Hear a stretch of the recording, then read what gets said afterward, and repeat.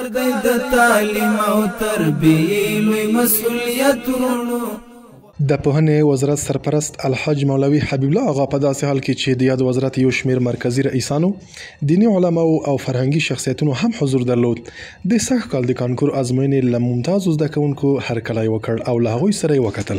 په پیل کې د پوهنې وزارت سرپرست مېلمنو ته ښه راغلاست ووایه او د یاد وزارت د پلانونو او پروګرامونو په وړاندې کولو سره یې څرګنده کړه چې د افغانستان اسلامي امارت یو له مهمو موخو څخه د پوهنې د پیاوړتیا او معیاري کولو هڅې دي.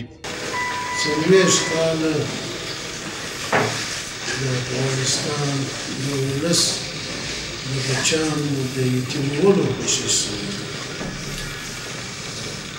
40 کاله زموږ ستاسې د ځوانانو د معلولولو کوشش شوی او زموږ ستاسې د خوندو مندو د خوندولو د بېلولو کوشش شوی.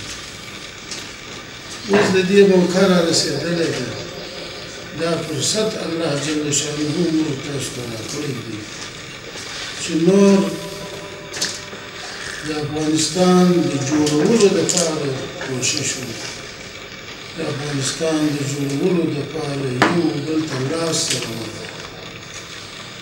منطقه پرستي، لسان پرستي، مذهب پرستي، دا هر څه فکرونو څخه وباسو، یو موټی، یو اتحاد شو، یو اتفاق سره وکړو، یو بل ته لاس سره ورکړو، افغانستان موږ په معنوي لحاظ سره هم په مادي لحاظ سره جوړ کړو. ورپسې د هیواد یو له فرهنګي شخصیتونو څخه انجینیر صادق جعفري هم خبرې وکړې او د هیواد د بچیانو ښوونې او روزنې ته یې د پوهنې وزارت د مشرتابه له پاملرنې څخه خوښي څرګنده کړه.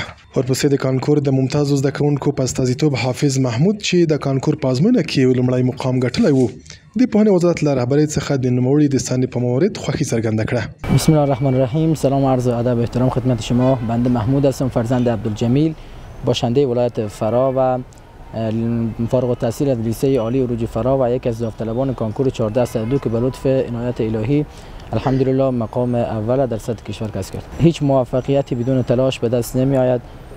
خب طبعا در کنار تلاش باید حمایت خانواده، تشویق ها و انگیزه هایی که از اطرافیان داده میشه به خود شخص و با توکل بر الله پیش رفتن و کوشش کردن و زحمت کشیدن طبعا هر موفقیتی به دست میاد. پیام برای تمام جوانان و نوجوانان کشوری است که همین قسم که مثال زحمت کشیدن و در کنکور امتحان دادن و نمرات خوبی گرفتن، امیدوار هستم که در مراحل زندگی بعدیشان هم نمرات خوب بگیرن. وطن به ما و شما نیاز داره.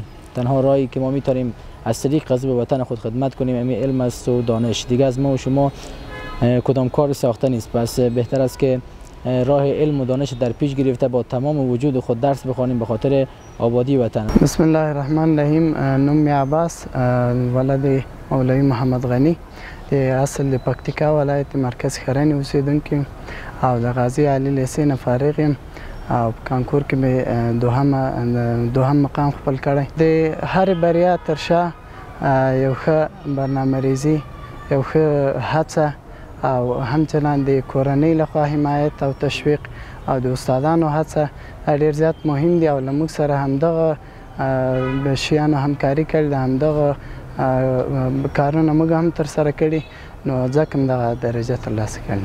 موږ د طب رشته انتخاب کړې وه او انشاءالله هڅه به مو دا وي چې په دې برخه کې د تخصص او د دکترا تر کچې پورې زده کړې وکړو او د خپل وطن لپاره یو مستر د خدمت یو د خدمت جوګه وګرځو. بسم الله الرحمن الرحیم. عبدالباعث هستم، فرزند محمد نظیر با کسب 355 نمره، سوم نمره کنکور عمومی افغانستان سال 1402 و تقریبا 2 سال آماده کنکور خوندیم و بعد از او نتیجه زحمات شبانه روزیمان بود که تونستیم یک نتیجه خوبتری بگیریم. د یادونې وړ ده چې د سږني کال د کانکور په ازموینه کې حافظ محمود د لوړو نمرو په ترلاسه کولو سره لومړی، عباس دویم او عبدالباعث په ترتیب سره دریم مقام خپل کړی دی. کار دی د تعلیم او تربیې لوی مسؤلیت ورونو، غواړي همت